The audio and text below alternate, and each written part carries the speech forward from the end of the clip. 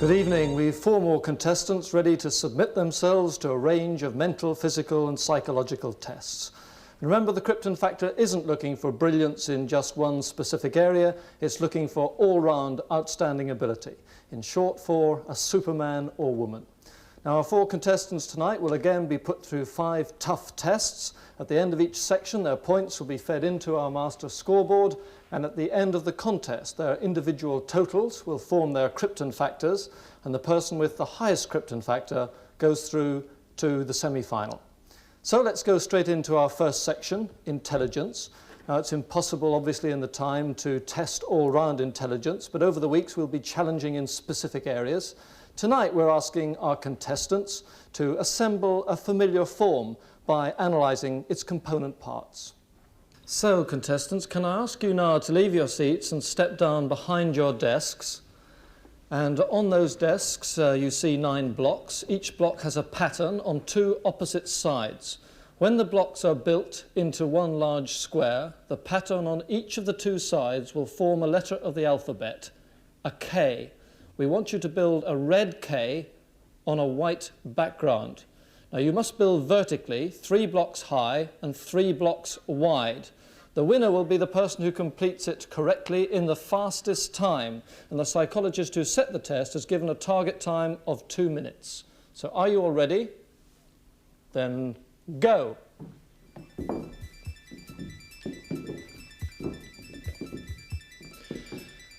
Now, at home we can watch their progress, because on our side of the table we will see a white K on a green background taking shape. Now, as we explained to them, all the contestants must build vertically.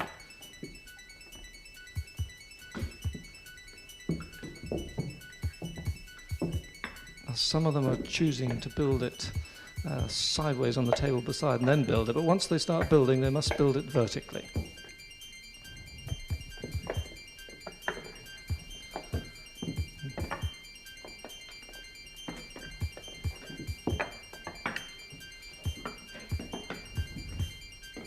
That's Hugh Crouch, that's obviously got one side well underway and is doing very well at the moment. Interesting to see the different approaches.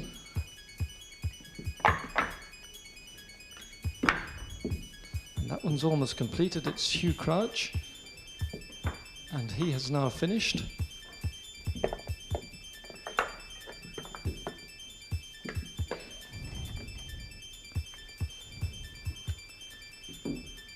So we've got a winner, so the fight is now on for second place. Pauline still in some problems.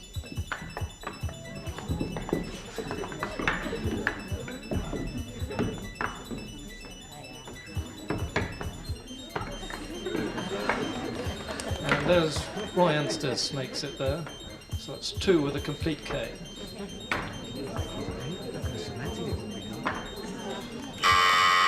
And our time is up, so will you all now stop what you're doing? Well, 3 of you completed the K, so let's now award the points. Hugh Crouch was the fastest, so he gets 10 points in first place. Roy Ansters finished next fastest, so in second place he gets 6 points. Then Graeme Roberts with 4 points, and Pauline had a few problems there, in fourth place with 2 points.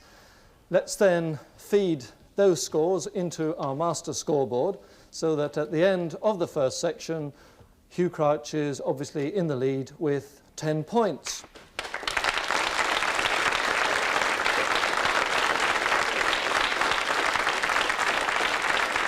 But of course, it's all-round ability that we are looking for, and there couldn't be a more different test, or indeed a tougher one, than the one coming up as we saw last week. This is the physical ability section.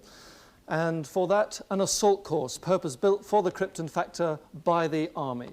Last week, our contestants had a tough time on the heavily sanded track, which they found as energy-sapping as some of the obstacles, particularly our lady competitor, Marilyn Rayner.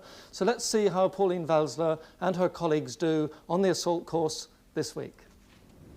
So, 250 yards, 13 obstacles and a built-in handicap system to allow for age and sex. And a quick explanation of that handicapping. Physiologists work on the fact that women are physically 20% less efficient than men, and that everyone loses 1% of physical efficiency for every year they grow older. So, with the age and sex handicaps worked out for our 4 contestants here, let's see how it applies to them. In lane 1, 28-year-old Pauline Valsler with an advantage of just over 54 yards. In lane 2, Roy Anstis, he's 44 and has a 36-yard advantage.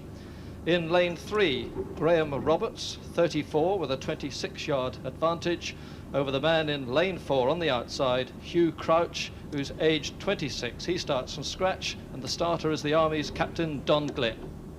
Competitors, take your marks. They're off, and obviously Pauline Valsler will be over the first obstacle as she was closest to it in the handicap system. She's already on to the second obstacle, the 4 poles across the ditch, and into second place goes Graeme Roberts. And this is agility you really need to cartwheel over, and they all do that well as they go towards the crawl section. Flat on the ground, and it's neck and neck as they go through that, all 4 together. And now the duckboard. They wobble as you jump on them, so it needs balance, but through in the lead now clearly is Graeme Roberts from Aberdeen, as he goes over the fastest bit of the course, over the open ditch, and on now to one of the most difficult sections. Needs real gymnastics to get over this. A cartwheel operation. He catches his ankle there, and in fact is overtaken now by Hugh Crouch. And neck and neck they go over the ramp. 3 obstacles to go. This one proving to be quite a difficult one. Up they go. If you fall off that, you've got to go back to the obstacle and do it again. Although he fell off at the end, it's judged he can go straight on. So in the lead then, in blue, Graeme Roberts, as he goes through the maze, forward and out. He has this last one to do, but that's the most difficult one. Has he any strength left in those arms to swing across this big ditch? There he goes. He must get to the far side, and if he's over, he should win. Across he comes in the time of 1 minute and 18 seconds. He goes across. And second was the man in maroon, Hugh Crouch, and third was Roy Anstis, and fourth, Pauline Valsler. So the points here: first Graeme Roberts with 10 points, second Hugh Crouch 6 points, third Roy Anstis 4 points, and fourth Pauline Valsler, who gets 2 points. Well, that really is a very tough test indeed, because by the time you get to the last few obstacles, your energy is really sapped, and they all did very well indeed. As we now feed the scores into our master scoreboard, well, we see that Graeme Roberts has closed the gap a little bit. He's in second place there with 14 points, but still the leader is Hugh Crouch with 16 points.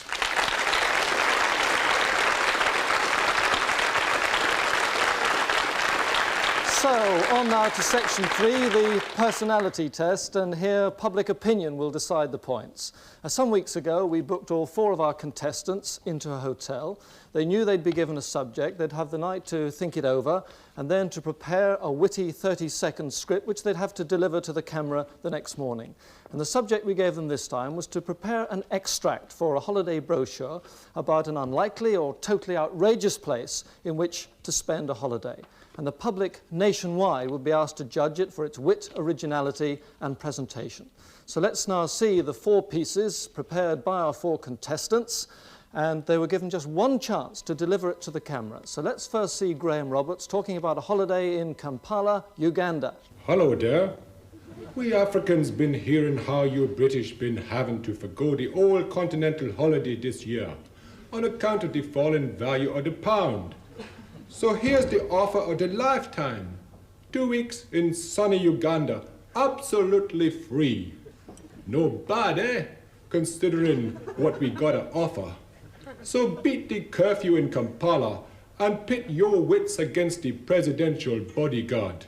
Remember, we is the only African country with direct flight to Tel Aviv.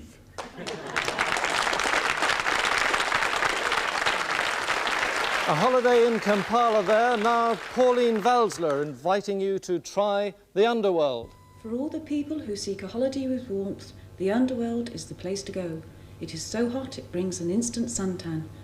For hay fever sufferers it is a must, as there are no flowers to produce pollen. All the overworked men and women should welcome the chance to visit the land of sleep, as the underworld is also known as that. Slimmers need never worry about diets anymore. Add the extra bonus that it doesn't cost a penny to get to, and also you might meet someone you recognise there.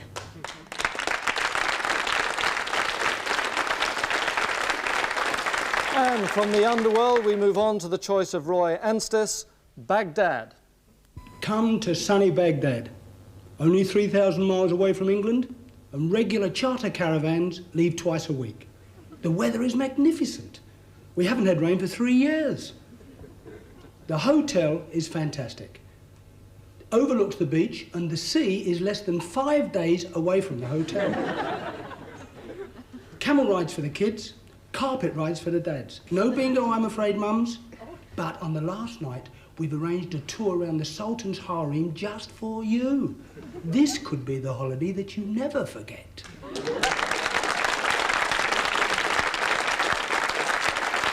And finally, to Hugh Crouch, who extols the virtues of Her Majesty's Prison, Dartmoor. Hello. Now a holiday for the person who really has been everywhere and done everything. Visit Dartmoor. It's a magnificent Victorian building in thousands of acres of its own moorland. Private reservations are guaranteed by High Court judges. Personal attention is available 24 hours a day from uniformed staff. All recreational facilities are there. Special lessons in lifting and fencing for the men, and sewing parties for the ladies. There are occasional hunting and shooting trips on the local moors. Above all, this holiday is free. Her Majesty's government meets all expenses, including travel and a special holiday outfit.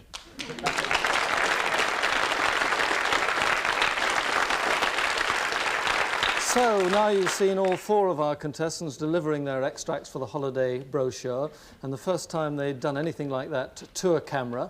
Now, I said public opinion would decide the results, and that's exactly what happened. We asked the Scantel Market Research Organisation to take those recordings out to 20 cities and towns throughout Great Britain and to invite a cross-section of the British public to sit down, to watch them, to judge them for their wit, originality and presentation, and then to place them in order of merit. Now, the results have been processed, and we can give them to you now. Of those interviewed, most people, 36%, put Hugh Crouch first, so he comes top with 10 points for Dartmoor. 33% chose Roy Anstice, he comes second for 6 points for Baghdad. 21% favoured Graeme Roberts, so he was third, 4 points for Kampala. And 10% went for Pauline Vasler, so she was fourth, 2 points for the Underworld. Let us then feed those scores into our master scoreboard to see what the situation is now. And Graeme Roberts retains his second place with 18 points, but Hugh Crouch goes further ahead now. He's got 26 points.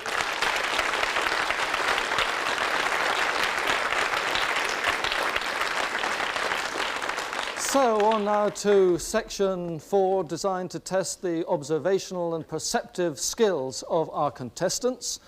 In a moment, I'll ask you to turn to the screen. You will see a clip of film which you should watch very carefully, listen to carefully, because afterwards I shall ask you 3 questions on it. There'll be an either-or question, there'll be a visual question, and one on the dialogue. So would you now turn to your consoles, watch the film very closely.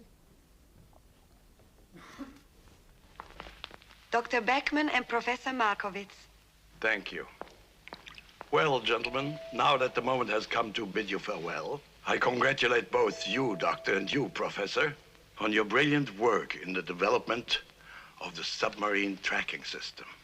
Thanks primarily to you, I'm happy to say that the first phase of our operation has met with considerable success.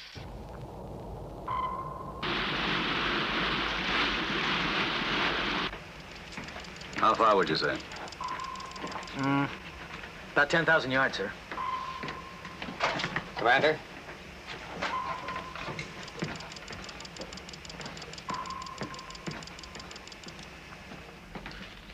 Close it.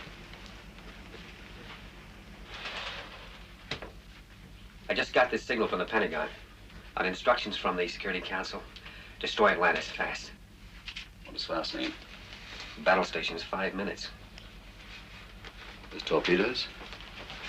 Yes. He has Anya on there. I know, James. I'm sorry. I have to get her off. How? The equipment Q sent for me. Can I have it? Sure.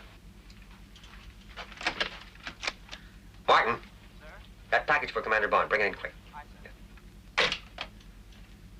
I need an hour.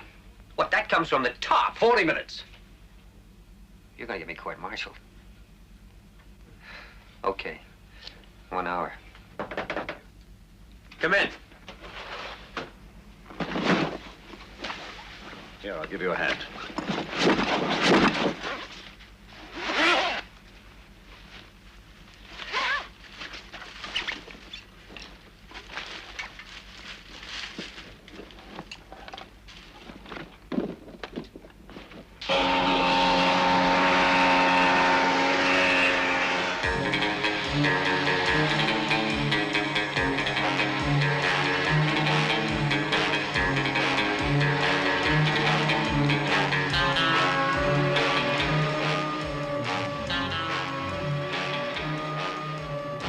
Good evening, Mr. Bond. I've been expecting you.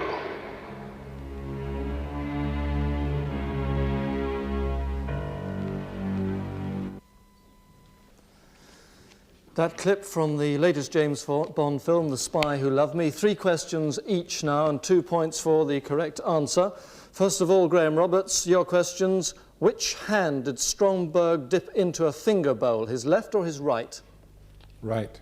Wrong, it was left, no points. How many candles were there on the dining table at the very beginning of the clip? 3.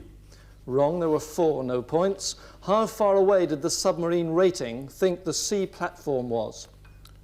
10,000 yards. Absolutely right, 2 points. On now, Pauline Valsler, to your questions. Which hand did the submarine captain hold the phone in, his left or his right? His left. It's right. You'd have been right the first time, so you're wrong. In fact, it was his left, no points there. What was the submarine captain holding in his hand in his office?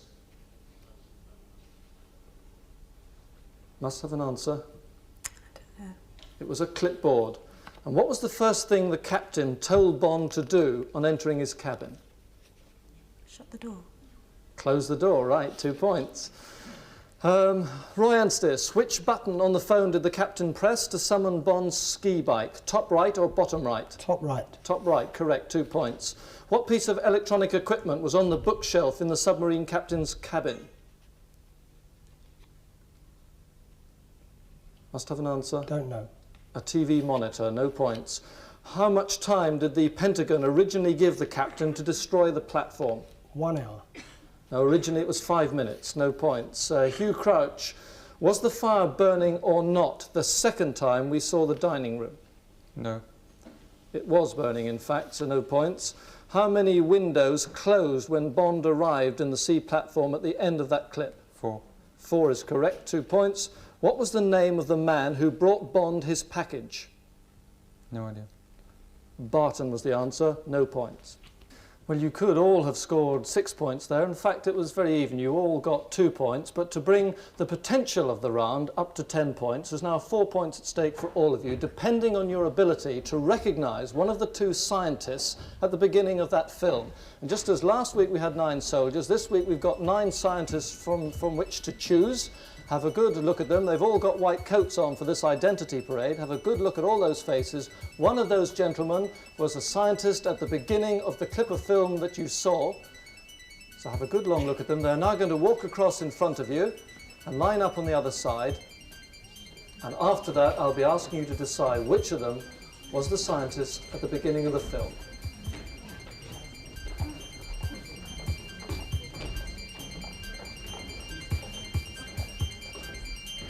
So have your last long hard look, because you've got indicator boards on your laps, and in a moment I'm going to ask you to press the number which corresponds with the number of our scientist here that you think was the one from the film. So if you've had your last look, will you press the button when I say now? Are you ready? Press the number now. Right, you've made your decision. Let's have a look. Graeme Roberts chose scientist number 2. Would he step forward, please? Pauline Valsler chose number 6. Would scientist number 6 step forward, please? Roy Anstis also chose scientist number 2. And Hugh Crouch also chose number 6. So, Did anyone get it right? Which one was the scientist from that clip of film? Can I now ask the scientist from that James Bond film to make himself known? So no one was right, and there he is, actor Milos Sperber.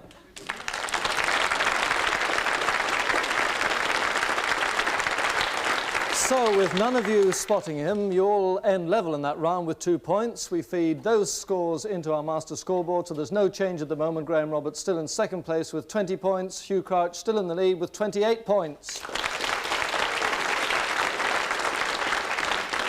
We go into our last round now, general knowledge. Plenty of points at stake because it's 1 point for the correct answer, 1 point off your total for the wrong answer. It's rapid-fire questioning, and so that we can keep up to date with what's happening as we reach the climax of the show, let us now feed in your totals to the scoreboards behind you, and we shall go straight with the first question. Press the buzzer when you know the answer. What does the name of the Russian newspaper Pravda mean in English? Hugh Crouch. It means truth. Truth. 1 point to you. Beauty is truth, truth beauty. Which English poet wrote that? Graeme Roberts. John Keats. Correct, 1 point to you. Skeet is a kind of sport. What kind? Roy Anstis. Shooting. You have to be more specific. Clay pigeon shooting. Correct, 1 point. Who wrote the Clayhanger trilogy? Graeme Roberts. Arnold Bennett. Correct, 1 point. Bennett, Miller, Cook and Moore appeared in what review together in London in... Graeme Roberts interrupts. Beyond the Fringe. Beyond the Fringe, 1 point to you.